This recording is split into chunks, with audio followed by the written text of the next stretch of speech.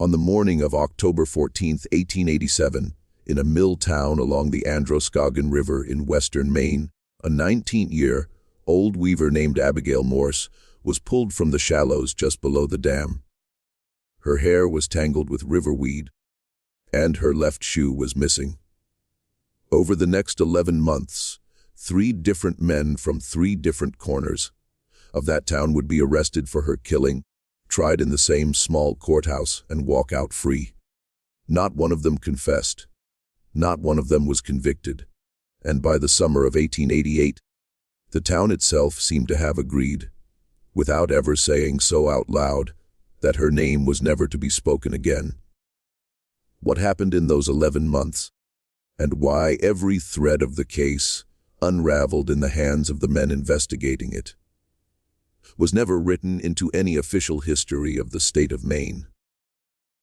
But the record survives in a handful of yellowed letters, a surveyor's private diary, the payroll ledgers of a shuttered mill, and the loose pages of a coroner who resigned 2 days before Christmas and left town on the first train that would take him.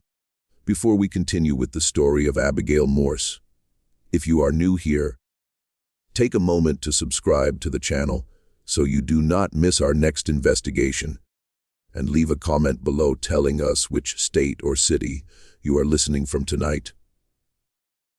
Your presence matters more than you know, because stories like this one survive only as long as someone is willing to listen. And to understand how 3 men could be accused of the same killing, and all 3 could be set free, you first have to understand the town itself. Because the town is the 4th suspect in this story, and in many ways the most dangerous one. The town was called Peton Falls, and in 1887 it was not old, not by New England standards.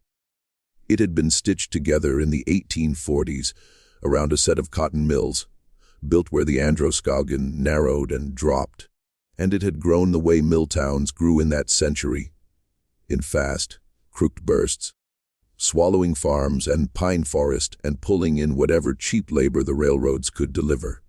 By the time Abigail Morse was born there in 1868, Peton Falls had close to 4,000 residents. 2 large mills, a canal, a company store, 3 churches, 4 saloons, and a population that was split with almost no crossing. Now, between old Yankee families who had owned the land before the mills, and 3 waves of newcomers the mills had brought in, there were the Irish who had arrived first during the hungry years, and who now held most of the skilled positions on the looms and in the machine shops. There were the French Canadians who had come south from Quebec in the 70s and 80s. Whole families at a time, often speaking no English, taking the lowest paid work in the weaving rooms. And there were a smaller number of Scots and Cornish brought in as overseers and engineers because the owners trusted them not to mix with the rank and file.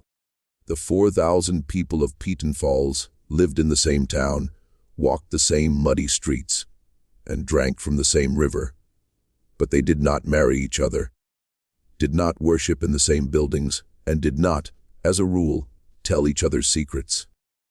The town had a particular sound, one that anyone who lived there would carry in their body for the rest of their life. It was the sound of the falls themselves, a low continuous roar that came up from the river day and night, and layered over that was the sound of the mills.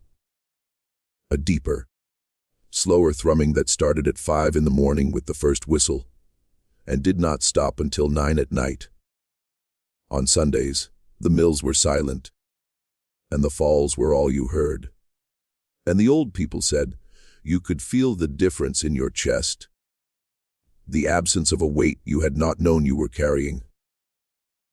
The weaving rooms themselves, when you stepped inside them, were a different climate altogether. Hot and humid in summer to keep the threads from breaking, kept damp in winter by steam pipes that hissed along the ceiling, and loud in a way that made speech almost impossible, so that the women who worked there had developed over the decades a whole language of gesture and lip reading and shouted single words that conveyed the commands and warnings and private jokes of a 12-hour shift.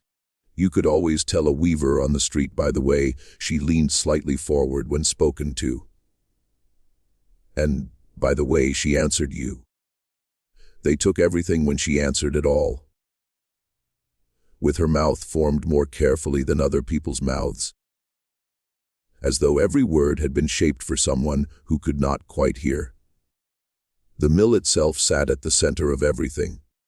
It was owned by a man named Silas Brigham, who had inherited it from his father, and who lived in a tall white house on a hill above the dam where the water noise never stopped.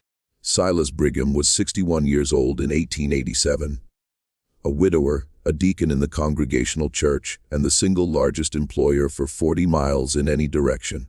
He was also, as nearly every sworn statement in the later investigations would note without quite saying it, a man accustomed to being obeyed.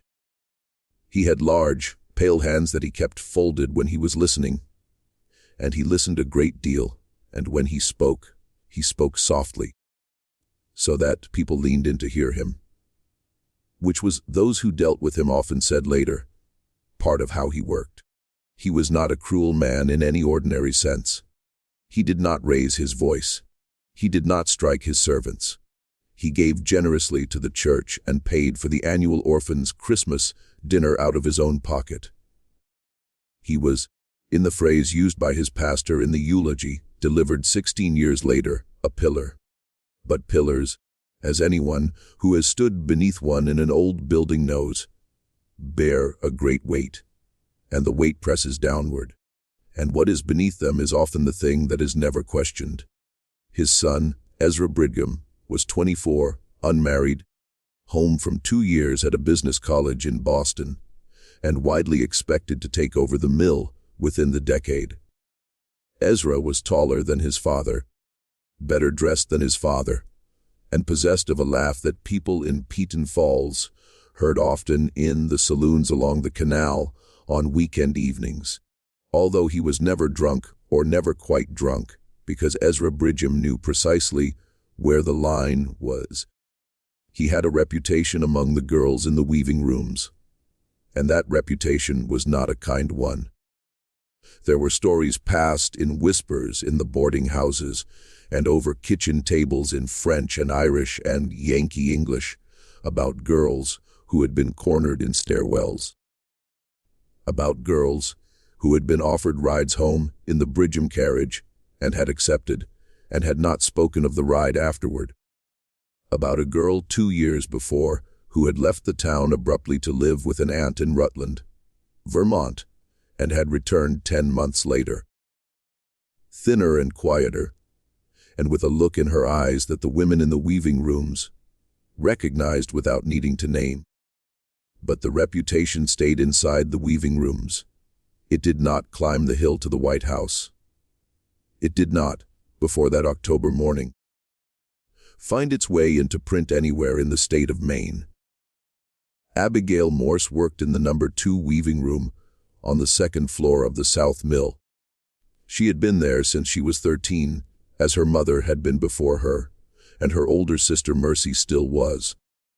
The Morse family were Yankees, not Irish and not French, which in Peton Falls mattered in ways that were never spoken of directly, but organized every aspect of daily life. It meant they had a small clapboard, house of their own on the edge of town, rather than a room in a boarding house on the canal.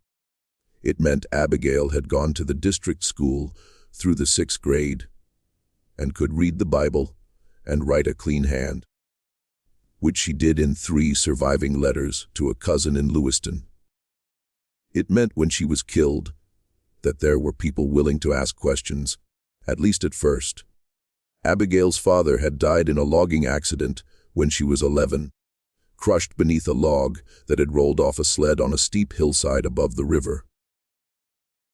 And her mother, a quiet woman named Hannah, kept the family alive on the wages of her 2 daughters and a little piecework sewing she took in at night. There was no money for doctors, No money for a lawyer, no money for the kind of pressure that could hold a rich man's feet to a fire. There was only, as Hannah Morse would write later in a letter that never reached its address, a mother's memory of a daughter who had been, in her mother's words, bright and watchful and too pretty for her own safety in that town. Abigail was, by the accounts of the three women who worked the looms beside her, a serious girl. She was not flirtatious. She did not go to the dance halls on the canal.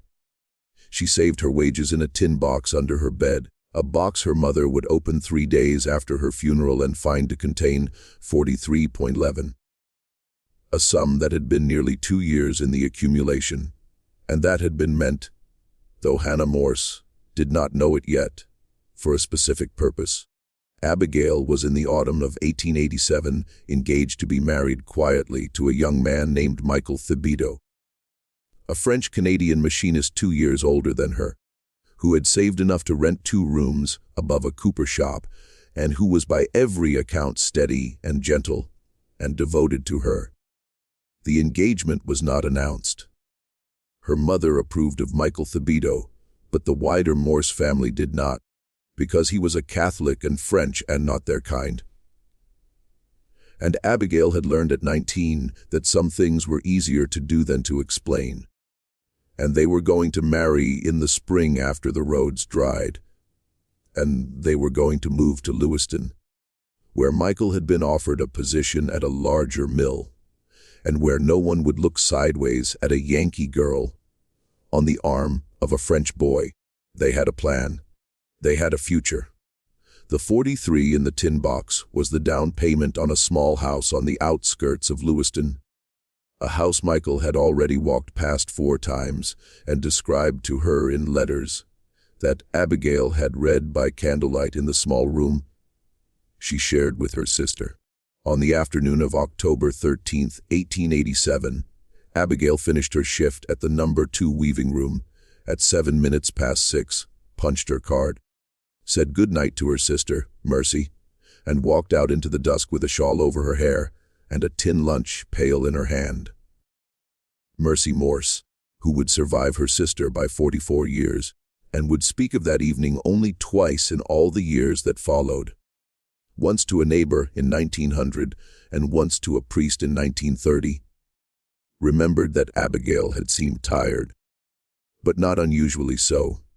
She had asked her to tell their mother that she would be home by 8 and had walked out by the canal gate rather than the main gate, which was slightly unusual, though Abigail sometimes did this when she wanted to stop at the small dry goods store on Water Street to buy thread or ribbon.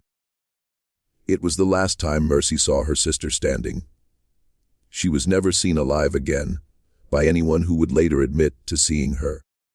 The Androscoggin River in October is cold. The water comes down from the lakes already dark, and by mid-month the nights drop below freezing and a skim of ice forms along the quiet shallows by morning. On the 14th of October, the sun rose at 6 minutes past 6, and at 6:30 a boy named Cyrus Fournier, 12 years old, walking his father's 2 milk cows down to the river to drink before the first bell, saw a shape at the edge of the water, just below the dam, where the current curled back on itself and made a slow pool behind the old grinding stones. The shape was long and pale and did not move. The boy would remember for the rest of his life the particular way the morning light had looked on the water. A flat gray light with a little pink in it, where the sun was coming up over the pines on the east bank, and the way his breath had come out in a cloud that hung for a second before drifting sideways, and the way the cows had stopped a few yards short of the shape and had lowed, not loudly, but in a sound he had never heard a cow make before. A sound that had made the hair stand up on his arms before he understood what he was looking at. Cyrus Fournier dropped his switch and ran. He ran past the cows, past his own house, past the cooper's shop, where Michael Thibodeau had just lit the stove. and he did not stop running until he reached the constable's house on Elm Street, where he pounded on the door with both fists and told the constable's wife in a mixture of English and French that there was a dead girl in the river. The constable was a man named Horace Pelletier, a French-Canadian who had been on the town payroll for 9 years, and who was by the common judgment of Peton Falls a decent and not especially clever man. He had a slow way of speaking and a slower way of thinking, and both had in 9 years of minor peacekeeping in a company town served him perfectly well, because the problems he was ever called on to solve were problems that had already been settled by someone else before he arrived. He arrived at the river at 6:45 with 2 deputies and a doctor named Ephraim Haw.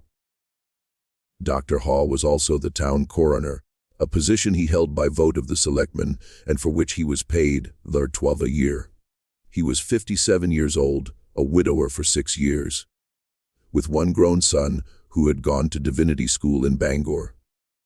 He had a small practice that supplemented the coroner's fee, and he owed as of October 14, 1887, a debt of $420 to the Bridgham Mill Company, a debt incurred by his late brother 3 years before, and for which Dr. Haw, as the only surviving family member of means, was legally responsible. The debt was not yet overdue. It would not come due for another 11 months.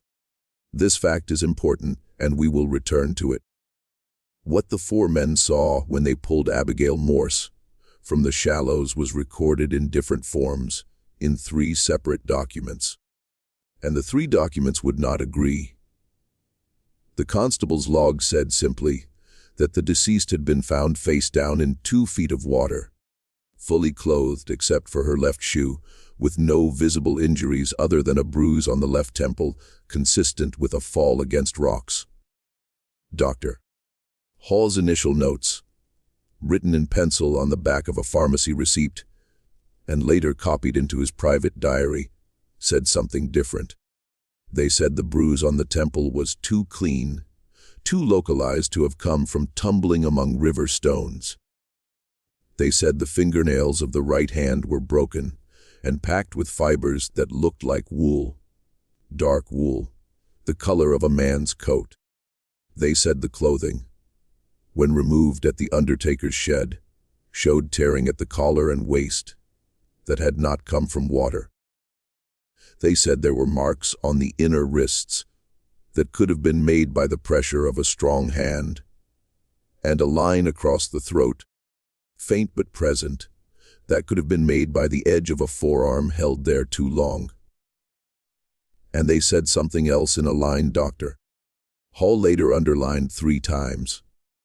They said the body had been in the water for no more than 6 hours, which meant Abigail Morse had not gone into the river on the night of the 13th, when she had finished her shift, but sometime after midnight, after 5 hours she could not be accounted for. 5 hours when she was somewhere in that town with someone alive. Word of a drowned mill girl moves through a mill town the way smoke moves through dry pine.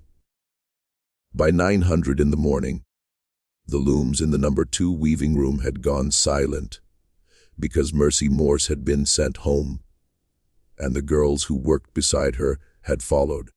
By 10, the news had reached the machinist's shop, and Michael Thibodeau had fallen to his knees on the floor and had to be carried out by 2 of his countrymen, who laid him on a workbench in the back of the shop and spoke to him in French in low voices for nearly an hour, while he did not answer and did not weep and only stared at the ceiling as if he were reading something written there that no one else could see. By noon, a crowd of perhaps 200 people, mostly women, mostly French and Irish, had gathered outside the undertaker's shed on Bridge Street, and the constable had posted a deputy at the door.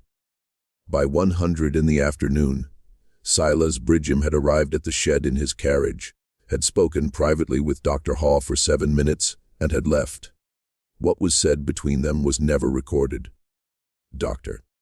Hall's diary for that afternoon contains only 3 words written in a hand that the man's own son later said was not his father's ordinary writing.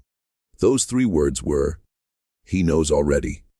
At this point, if you are finding this story as unsettling as we are, do us a small favor. Hit the like button. Leave a comment telling us what you think happened to Abigail Morse, and share this video with someone who loves a mystery that refuses to rest. Your engagement is what keeps these forgotten cases from disappearing a second time. And now we continue. The first arrest came 6 days later. His name was Patrick Gallagher. He was 28 years old, an Irish loom fixer who had worked in the South Mill for 11 years. And he had 3 weeks before Abigail Morse's death been involved in a public argument with her outside the company store. The argument had been witnessed by at least 6 people, and its subject had been, according to every witness, Michael Thibodeau. Patrick Gallagher had, in the blunt language of the weaving rooms, been sweet on Abigail Morse for more than a year, and had been displeased to learn from a cousin of hers that she was engaged to a French boy. 3 weeks before her death, he had approached her outside the store on a Saturday afternoon when the street was full of people, and had said something the witnesses remembered with varying clarity, but all agreed had been angry. Something about her being too good for a papist. Something about her throwing herself away. Something about her regretting it.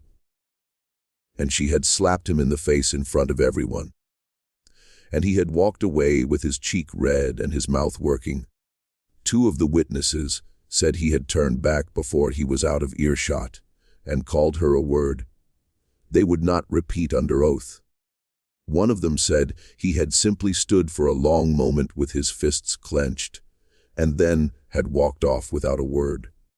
No one had followed him. No one had reported the incident at the time. It had been, in the life of a mill town in 1887, an ordinary thing. On the afternoon of October 19th, Constable Pelletier arrested Patrick Gallagher at his boarding house on the canal and took him to the town jail. The charge was murder in the 1st degree. Patrick Gallagher, according to the constable's own account, was drunk when he was arrested, though not violent, and he did not resist. He said only, over and over as the constable led him down the stairs of the boarding house, that he had not done it, that he had been with friends on the night in question, that they would swear to it, and that he wanted a priest. A priest was sent for. The priest, a Father O'Brien, who had served the Irish parish for 6 years, spent an hour with Patrick Gallagher in the jail that evening and emerged, according to the deputy who was on duty, looking shaken but saying nothing.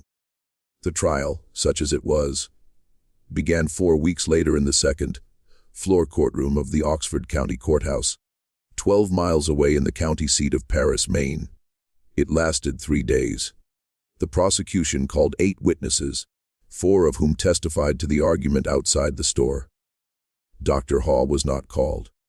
His written report entered into evidence said only what his official log had said, that the deceased had been found face down in 2 feet of water, fully clothed except for her left shoe, with a bruise on the left temple consistent with a fall. The notes about the clean bruise, the torn clothing, the wool fibers under the fingernails, the marks on the wrists, the line on the throat, the 6 hours in the water, were not in that report. Dr.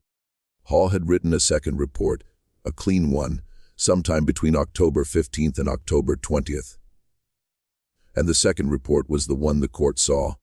The defense, paid for by a collection taken up among the Irish workers of the South Mill, called a single witness, a woman named Bridget Lassard, who ran a boarding house on the canal and who swore under oath that Patrick Gallagher had been in her common room playing cards with 4 other men from 7 in the evening of October 13th until past 2 in the morning of the 14th.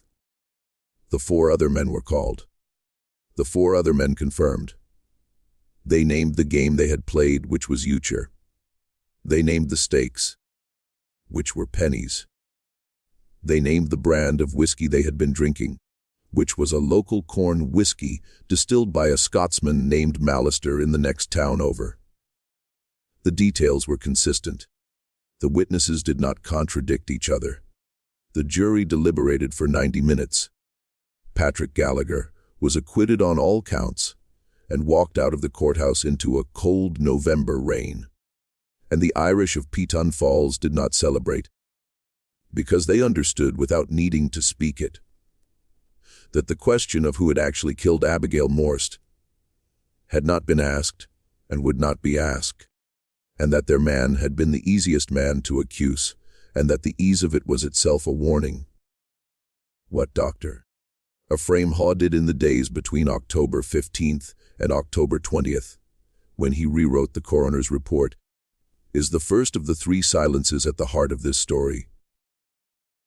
The original pencil notes survived folded into his diary, which was preserved by his granddaughter and donated to the Maine Historical Society in 1947, where they sat uncatalogued until a graduate student found them in 1981. The notes do not say why he rewrote the report. They say only, in an entry dated October 17th, that he had received a visit at his house from a man he called only S.B., who had stayed for 1 hour, and that after the visit, he had walked down to the river alone and stood on the bridge for a long time, and that when he came home he had not eaten his supper. There is no entry for October 18th. The entry for October 19th, the day of Patrick Gallagher's arrest, says in full, "I am not the man I was a week ago. God forgive me." The handwriting in that entry is the tight, cramped handwriting of a man writing with a shaking hand. The winter of 1887 into 1888 was hard in Peton Falls, as winters in western Maine are hard. The river froze in the shallows. Snow drifted up against the north walls of the mills and had to be shoveled by boys with scoops every morning before the shift. The price of coal rose. A diphtheria outbreak in the French part of town killed 14 children between Christmas and February. In the weaving rooms, the women worked in layers of clothing and wet their lips against chapping, and did not speak of Abigail Morse, because the overseers had made it clear that speaking of Abigail Morse was a thing that could get a woman's hours cut. Yet Mercy Morse kept her position. She did not miss a day. She came home each evening and sat with her mother at the small table in their kitchen, and they ate their supper in silence. And neither of them asked the question that was sitting at the table with them, because neither of them had the answer, and because asking would have made not having the answer harder to bear. The second arrest came in February of 1888. His name was Jonas Chadwick. He was 42 years old, the overseer of the No. 2 weaving room, which meant he had been Abigail Morse's direct supervisor for the last 6 years of her life. He was a Cornish immigrant, unmarried, and lived alone in a cottage on the mill's property. He was known among the women in the weaving room as a strict, but not cruel, overseer, a man who kept his distance, who did not joke, who did not drink, who attended the Methodist chapel on Sunday mornings and was not otherwise seen socially by anyone. He had been, the new evidence claimed, seen walking with Abigail Morse along the canal path on 3 separate evenings in the 2 months before her death, at hours when the weaving rooms had long since closed. The evidence was presented by a 14-year-old Doffer boy named Samuel Hodkins, who came forward in late January and swore to the constable that he had seen what he had seen. The boy was specific. He named the dates. He described the clothing. He said Abigail Morse had been crying on the second of the 3 occasions, and that Jonas Chadwick had been walking close beside her, speaking to her in a low voice. And that when they had passed the boy, who was standing in the shadow of a warehouse on an errand for his father. Abigail had wiped her face with the back of her hand and had not seen him.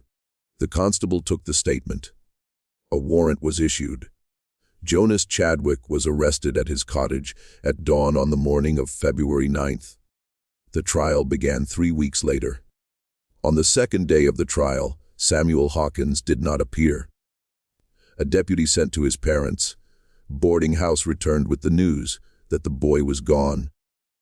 That his family said he had left for an uncle's farm in New Hampshire, and that they did not know when he would return and would not be able to produce him. The prosecution asked for a delay. The judge, a man named Willoughby Payne, who had been on the bench for 19 years and who was known to keep a very tight docket, denied it. The prosecution called its other witnesses. 2 women from the weaving room who had heard Samuel Hawkins say what he had seen, but who could not themselves testify to seeing it. Hearsay. The defense objected. Sustained. The judge ruled. The prosecution had nothing else. The defense, paid for by no collection but by a retainer that the court records did not trace, called Jonas Chadwick to the stand, and Jonas Chadwick denied every accusation in a flat, exhausted voice. And the jury deliberated for less than an hour and returned a verdict of not guilty. Jonas Chadwick walked out of the courthouse, returned to Peton Falls, packed his belongings into a single trunk, and left on the evening train to Portland. He did not resign his position at the mill. His position at the mill was quietly filled the following week, and his name was not mentioned in the company records again, except in a single line in the payroll book that read, "Settlement paid, 60 boin, Samuel Hawkins, the Doffer boy, was never seen in Peton Falls again." His parents stayed. His mother continued to work in the weaving rooms. The uncle in New Hampshire was never named, and no such uncle appears in any genealogical record that has since been searched. The parents, questioned years later by a reporter from the Lewiston Evening Journal, refused to speak of their son. The mother is said to have wept. The father is said to have stood up, walked to the door of his parlor, opened it, and waited in silence until the reporter left. What happened to Samuel Hawkins is among the many questions this case leaves us with, perhaps the one that has most troubled the small number of historians who have looked at it. The uncle does not exist. The farm does not exist. The boy is not buried in any cemetery in Oxford County, nor in any cemetery in Coos County, New Hampshire. His name disappears from the federal census after 1880. He is, as far as the written record is concerned, a boy who said a thing and then ceased to be, just when we thought we had seen the worst of this town's silences. The story turns again, and it turns in a direction that will force us to ask whether anyone in Peton Falls, in that cold spring of 1888, was still telling the truth about anything. If this story is giving you chills, share this video with a friend who loves dark mysteries. Hit that like button to support our content, and subscribe if you have not yet, because what comes next is what broke the town apart. Let us discover together what happened in the third trial. The third arrest came in August of 1888. Its announcement was met in Peton Falls with something that was not quite surprise and not quite relief, but resembled, in the accounts of the few who wrote about it, a long exhalation of held breath.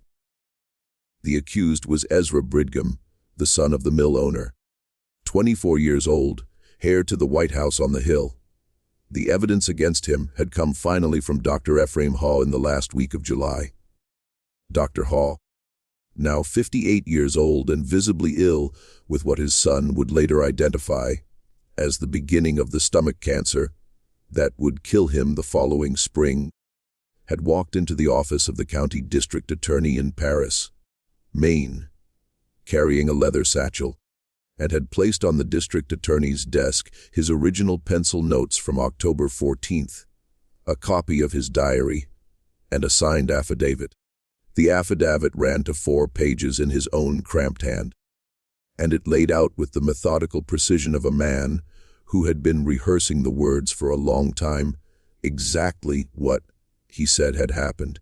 It said that he had falsified the coroner's report in October under pressure from Silas Brigham, that the pressure had taken the form of a conversation in his parlor on the afternoon of October 17th, during which Silas Brigham had reminded him, without ever raising his voice, of the 420 debt owed by his late brother to the Brigham Mill Company, and had mentioned, without ever explicitly threatening, that the debt could be either forgiven in full or called in full, and that it had occurred to him that the doctor might find it easier to write a simpler report than the one he had originally drafted.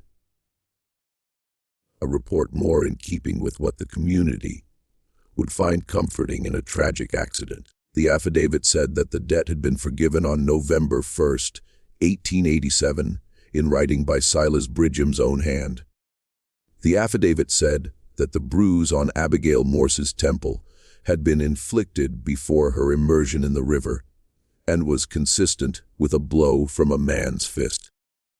That the torn clothing and the wool fibers under her fingernails indicated she had fought her attacker. That the marks on the wrists and the throat indicated restraint and suffocation. And that she had, in the doctor's medical judgment, been strangled to unconsciousness before being placed in the water, where she had drowned while still breathing, but unable to resist. And it said, finally, that he had reason to believe, from what he had heard in the undertaker's shed on the afternoon of October 14th, that the attacker had been Ezra Brigham, because Silas Brigham, when he had arrived at the shed that afternoon and had been shown the body, had not asked any of the questions a man who did not already know the answers would have asked. The district attorney was a man named Hiram Crocker, a Republican from the southern part of the county, who owed nothing to the Brigham family, and who, according to his own later memoir, read the affidavit twice and then sat at his desk for a long time with his eyes closed. And then he issued the warrant. Ezra Brigham was arrested at his father's house on the evening of August 3rd, taken to the county jail in Paris, and held without bail. The news, when it reached Peton Falls on the morning of August 4th, traveled through the mill in less than 20 minutes. The looms stopped. The women did not cheer. They did not weep. They stood at their machines, according to one of the 3 surviving letters Mercy Morse wrote to her cousin in Lewiston, and they looked at each other, and they said nothing at all. And after a long moment they started the looms again, because the overseers were shouting and the mill did not stop for the dead. The trial of Ezra Brigham began on September 11th, 1888. It was by every measure the most closely watched criminal proceeding in the history of Oxford County to that date. Reporters came from Portland, from Lewiston, from Augusta, and from as far as Boston. The courtroom seated 112 people and held on the first day closer to 200, with the overflow standing against the back wall and filling the stairwell. The air in the room by mid-morning was thick enough that one reporter wrote of having to loosen his collar to breathe, and the windows were kept open even as the September air outside grew cold, so that the voices of the lawyers and witnesses had to carry over the rustle of papers and the scrape of chairs and the occasional shout of a newsboy on the street below. The prosecution was conducted personally by Hiram Crocker. The defense was conducted by a 3-man team from Boston, led by a criminal lawyer named Everett Pike, who had defended railroad companies, bank officers, and 2 congressmen, and who had never in a career of 26 years lost a murder trial. Silas Brigham had spared no expense. The cost of the defense, according to a letter Silas Brigham's accountant wrote to an insurance underwriter the following year, was $7,200. which was more than doctor, Hall had earned as coroner in his entire career. The prosecution's case rested on 4 pillars.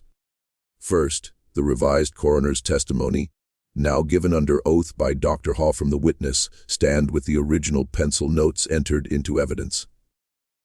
Second, the testimony of a housemaid at the Brigham residence, a 19-year-old girl named Sarah Deering, who swore that on the night of October 13th, Ezra Brigham had returned home at some hour past 2 in the morning with mud on his boots and a scratch on his right cheek, and that she had heard him from her small room off the kitchen, washing his hands in the scullery for what she estimated to be nearly half an hour, and that the next morning she had been asked to take a certain coat to the townress with instructions to clean it with particular care, and that the coat had been damp, and that it had smelled faintly but unmistakably of river. Third, the testimony of a night watchman at the South Mill, a man named Owen Mackey, who swore that at approximately 8:30 on the evening of October 13th, he had seen Ezra Brigham walking along the canal path in the direction of the Morse house, with a coat collar turned up against the cold, and that at approximately 1 in the morning, he had seen the same man walking back in the opposite direction, alone, moving quickly, no longer wearing the coat. Fourth, the testimony of Michael Thibodeau, Abigail's fiancé, who swore that Abigail had told him 2 weeks before her death that Ezra Brigham had approached her in the weaving room corridor and had made, in her words, an offer she had refused, and had then said to her, in a voice she remembered as quiet and unbothered, that she would regret the refusal. Michael Thibodeau further testified that Abigail had told him she intended to leave the mill before the wedding, even though it would cost them the money they were saving, because she did not feel safe in that corridor anymore, and that he had asked her why she had not told her mother or her sister, and that she had said with a small sad smile he remembered vividly, that some things a girl kept to herself in that town if she wanted to keep her job. Every one of the 4 pillars over the 3 weeks of the trial was pulled down. Dr. Haw, under cross-examination by Everett Pike, was questioned for 11 hours across 2 days. Pike did not attempt to dispute the pencil notes. That was not his strategy. He attempted and succeeded in establishing that Dr. Haw had for 11 months lied under oath and in writing, had accepted what amounted to a bribe from Silas Brigham, had falsified a public document, and was now dying of cancer and afraid for his soul, offering a testimony that could not be verified by any other living person, and that was, by Pike's careful construction of the record, equally consistent with a desire to injure the Brigham family for reasons the doctor himself could not quite name. Pike was polite throughout. He did not raise his voice. He referred to the doctor as Seer. He asked at one point with a tone of almost gentle concern whether it was not possible that a man in Dr. Haw's condition, near the end of his life and carrying a weight of guilt that no man should have to carry alone, might not be shaping his memories to fit the shape of the confession he felt he needed to make. Dr. Haw, who had been on the stand for 6 hours at that point, did not answer for a long time. When he answered, he said only, "I am telling the truth." Pike nodded and said, "I am sure you believe you are." The jury, Pike suggested with great politeness across the remainder of the cross-examination, was being asked to convict a young man of murder on the sworn word of a self-confessed perjurer. Dr. Haw, by the end of his testimony, was gray-faced and trembling. He left the stand and did not return to the courtroom. He returned to Peton Falls on the evening train, went home to his empty house, and began that night to write his will. Sarah Deering, the housemaid, was questioned for 2 hours on the morning of September 20th. She confirmed her prior statement. She described the mud, the scratch, the washing of the hands, the coat. She was then asked by Everett Pike whether it was not true that she had been dismissed from the Bridgham household in July of 1888, 3 weeks before coming forward with her testimony for the theft of a silver spoon. She admitted that it was true. She was asked whether she had not been overheard in the company store on the day of her dismissal to swear that she would, in her words, see the son of a bitch hang if it took her the rest of her life. She denied it. 3 witnesses were produced who swore they had heard her say it. The jury watched her face redden and her hands shake. And when Pike released her from the stand, she left the courtroom weeping and was not called again. Owen Mackey, the night watchman, did not appear on the day he was scheduled to testify. A deputy sent to his tenement found the door locked and the rooms empty.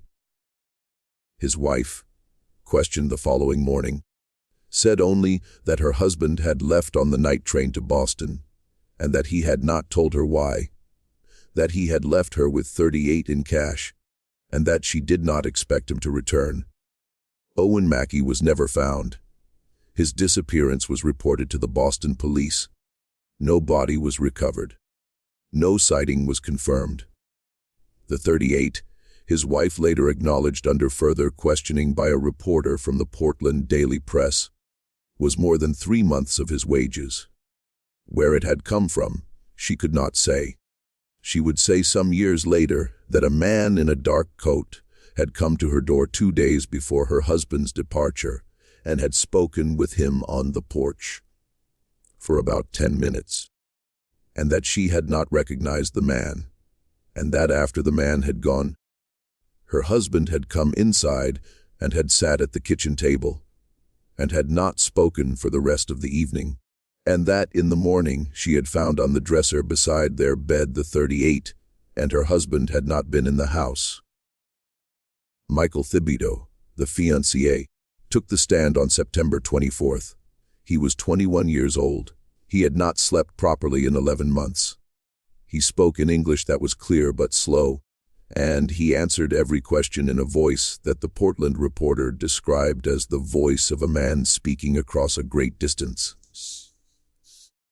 He repeated what Abigail had told him. He described the conversation. He named Ezra Brigham. He was asked by Hiram Crocker whether he had any doubt that Abigail had told him the truth. He said he had none. And then on cross-examination, Everett Pike asked him a single question. Pike asked him whether he had, in the week following Abigail Morse's death, been overheard in a saloon on the canal to swear in the hearing of at least 4 men that he would kill Ezra Brigham with his own hands. Michael Thibodeau said nothing for a long moment. Then he said yes. Pike asked him whether a man who had publicly sworn to murder the defendant could be trusted to tell the truth about words the defendant had allegedly spoken to a dead girl 11 months before. Michael Thibodeau did not answer. Pike thanked him and sat down. The prosecution attempted a redirect.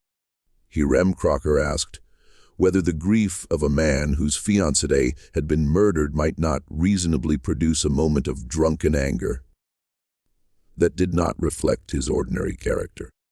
Michael Thibodeau said yes, but the damage was done, and the jury had seen what Pike had wanted them to see, which was a man who wanted Ezra Brigham dead badly enough to have said so in public. The defense, after all this, called only 3 witnesses. A Boston physician who testified that the injuries Dr. Haw had described could, in his professional opinion, have been caused by the mechanical action of a body in a river over a period of hours. A Peton Falls minister who testified to Ezra Brigham's excellent character, and Silas Brigham himself, who took the stand on the morning of September 30th and spoke for 45 minutes without ever raising his voice about his son, about his mill, about his town, about the tragic death of a young woman whom he had known by sight, and for whose family he had the deepest sympathy. He wept once. Briefly, near the end of his testimony, on speaking of his own late wife and of the children they had raised together. The Boston Reporter observed that he had, in his entire time covering the courts, rarely seen a more effective witness. The jury deliberated for 6 hours on the evening of October 2, 1888. They returned at 9:45 that night with a verdict of not guilty on all counts. Ezra Brigham embraced his father in the front row of the courtroom. Silas Brigham was seen to weep openly, which was, according to 3 separate correspondents, the first public display of emotion anyone present had ever seen from him. The Brigham family left Paris, Maine, by private carriage that same night. They returned to Peton Falls. The mill reopened the following Monday. Ezra Brigham was promoted to assistant superintendent in January of 1889. He married in 1891, the daughter of a Portland shipping family. He had 4 children. He lived until 1946 and was in his later years a trustee of the Maine Historical Society and a donor to several worthy causes, including the restoration of a small congregational chapel in his hometown, which by the time of his death had been closed for 2 decades and stood empty on a hillside above the silted canal. Dr. Ephraim Haw died of stomach cancer on March 17, 1889, 5 months after the verdict.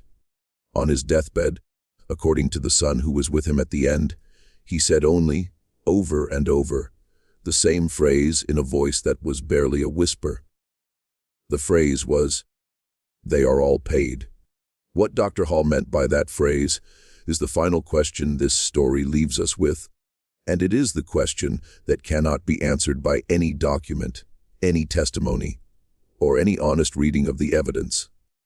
Because the answer requires us to believe a thing that no court in 1888 could have found, and no court since has been willing to find.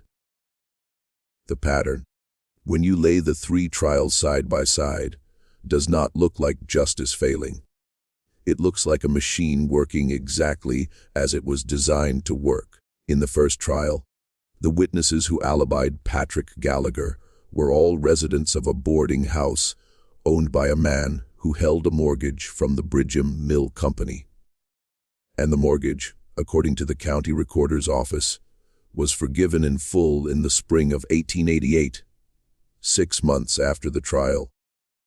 In the second trial, the boy Samuel Hodkins, whose testimony would have convicted Jonas Chadwick, disappeared to an uncle who does not exist in any census, and his parents, who did not leave Peton Falls, were moved within 6 months of the trial from a double room on the canal into a small, but clean rented house on Maple Street.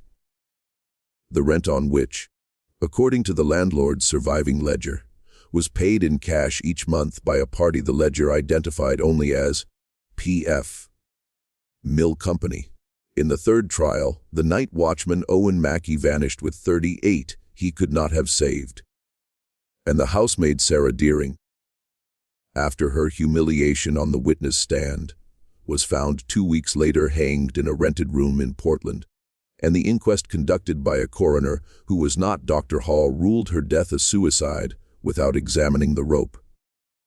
The rope, according to the single surviving item in the Portland coroner's records, was a length of new hemp of a type commonly used in mill machinery, and it had been cut from a longer piece by a clean, fresh saw mark. None of these facts, taken singly, proves anything. The boarding house mortgage was common. The rented house on Maple Street could have been paid for by a kindly aunt. The other 38 could have been savings. The hanging could have been a suicide. And this is the precise point at which the pattern hides itself, because each separate suspicious fact dissolves under close examination into the ordinary texture of life in a mill town in 1888, where the mill owned the mortgages, the houses, the jobs, the newspapers, the selectmen who appointed the coroner, the sheriff who chose which warrants to serve, and in ways that were never quite written down, the consciences of the men who held all those offices. The pattern is only visible when you step back from the separate facts and look at them together. And even then, what you see is not a conspiracy in the modern sense. Not a meeting of men in a locked room, but something older and quieter, and in its way more terrible. You see a town, an entire town, tacitly agreeing that a certain answer could not be arrived at, because the answer would require the town to dismantle itself. And so instead, 3 different men were tried, and 3 different acquittals were obtained. And each acquittal, because it was honestly won in a court of law by a jury that had reasonable doubt, closed a door that could not afterward be reopened. By the time the 3rd door closed, it was no longer possible, under any remaining legal theory, to accuse anyone else. Double jeopardy had attached. The principle of finality, which the law holds sacred, had sealed each verdict shut. The case was not solved. It was completed. There is a difference between the 2 words, and the difference is the distance between a confession and a burial. And that perhaps is what Dr. Hall meant when he said with his last breath that they were all paid. He did not mean only the jurors, although the jurors may have been. He did not mean only the witnesses who disappeared or died, although those payments are the most traceable. He meant, I think, something larger. He meant the entire machinery of a town that had for a generation accepted the bargain of the mill. The bargain that said you may have wages and houses and schools and a church and a certain kind of decent life. And in exchange you will not ask, when a mill girl is pulled from the river with wool fibers under her fingernails, who it was she fought before she died. He meant that the payment was not only in money. The payment was in silence, and the silence had been accepted. And the acceptance had become by the autumn of 1888 indistinguishable from the town itself. A town is a thing that agrees over time on what it will not see. Peton Falls had made that agreement, and the agreement had held, and a girl was in the ground, and the wheels of the looms kept turning. And the water kept falling over the dam, and the great pale hands of Silas Brigham had folded themselves at last over a job well done. Abigail Morse was buried on October 16, 1887, in the Yankee Cemetery at the north edge of Peton Falls. Her stone is small white marble and reads only her name, her dates, and the words, taken early. Her mother Hannah lived another 19 years and never remarried and never spoke of the case in her remaining letters, of which 7 survive. In one of those letters, written in 1893 to her sister in Lewiston, she mentions her younger daughter only once in passing, referring to her as my Abigail who is not here, and the phrase has the quality, to anyone who reads it now, of a door that has been closed so gently and for so long that it has fused with the wall. Her sister Mercy worked in the mill for the rest of her life. She married a grocer's assistant in 1894, had 3 children, and died in 1931. Her children, interviewed in the 1970s, said their mother had spoken of her sister perhaps 4 times in all the years they had known her, and always in the same phrase, that Abigail had been the prettier one, and that she had deserved better, and that there were people in that town who knew what had happened and had chosen not to say. The children had not asked her what she meant. They had been afraid to. One of them, the eldest, said in the interview that she regretted that now, but that at the time it had seemed cruel to ask, and that her mother had worn her silence the way some women wore widow's weeds, and that you did not pull at such a garment. Michael Thibodeau did not kill Ezra Brigham. He left Peton Falls 1 week after the verdict, moved to Woonsocket, Rhode Island, took a job in a cotton mill there, and according to a great-nephew who was traced in the 1970s, never again spoke the name Abigail aloud, though he kept in a small wooden box on his dresser until the day he died in 1938 a tintype photograph of a young woman with dark hair and a direct, unsmiling gaze. He never married. The photograph was buried with him, at his written request, in the left breast pocket of his burial suit. The great-nephew, who was a boy of 11 when Michael Thibodeau died, remembered only that his great-uncle had been a quiet man who made him wooden toys in a small workshop behind the boarding house where he lived, and that once, the boy having asked why the old man lived alone, Michael Thibodeau had stopped his planing and had looked at him for a long moment and had said only, in a voice the boy never forgot, "Because I was not there," and had gone back to his work. Peton Falls itself did not survive the century. The mills began to close in the 1890s as the cotton industry moved south, chasing lower wages and longer hours and workers who did not yet know how to organize. The last mill closed in 1921. The population fell. The White House on the hill was sold, subdivided, and eventually torn down in 1954 to make way for a highway interchange that was never built. The company store became a hardware store, then a pharmacy, then a vacancy. The canal silted in. The town by the 1970s had fewer than 800 residents and was unincorporated. It is today not on most maps. Drivers who pass through on the county road see a few empty brick shells along the river, a boarded-up church, a small cemetery with Yankee names, and move on without knowing that they have crossed the ground where a girl was killed in the autumn of 1887, and where for 11 months a town performed upon itself the elaborate ritual of proving that no one at all was responsible. The Morse file, the full file with the 3 trial transcripts, and the diaries and the letters and the payroll ledgers and the payroll ledgers, and the Portland inquest, and the Bridgham accountant's correspondence, and Hannah Morse's 7 letters and Dr.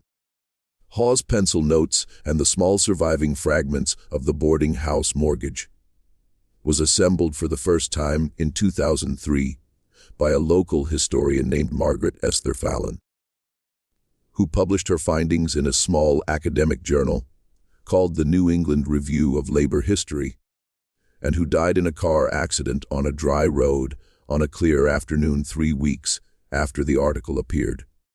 The driver of the other car was not identified. The journal remains available. The file remains available. The answer it points to is not, strictly speaking, an answer. It is a shape. It is the shape of a town closing around a killing the way a fist closes around a coin, and keeping the coin, and passing eventually out of history, with the coin still inside. This mystery shows us that sometimes the most terrifying thing in a story is not a single monster, but an entire community that has decided, and without ever holding a vote, that some truths will cost too much to speak. Abigail Morse did not drown. 3 men were accused and 3 men went free, not because the law failed, but because the law worked precisely as powerful men had arranged for it to work. What do you think of this story? Do you believe the 3rd man was the killer? Or is there a 4th possibility we have not yet considered? Do you think Dr. Haw told the whole truth at the end, or only as much of it as he could bear to say? Was Margaret Esther Fallon's accident truly an accident? Or did the long arm of a dead mill town reach out one last time to close a hand it had been holding shut for more than a century? Leave your comment below. If you enjoyed this tale and want more forgotten crimes pulled from the archives of American history, subscribe, hit the notification bell, and share with someone who loves mysteries that refuse to stay buried. The dead do not rest when the living refuse to remember them.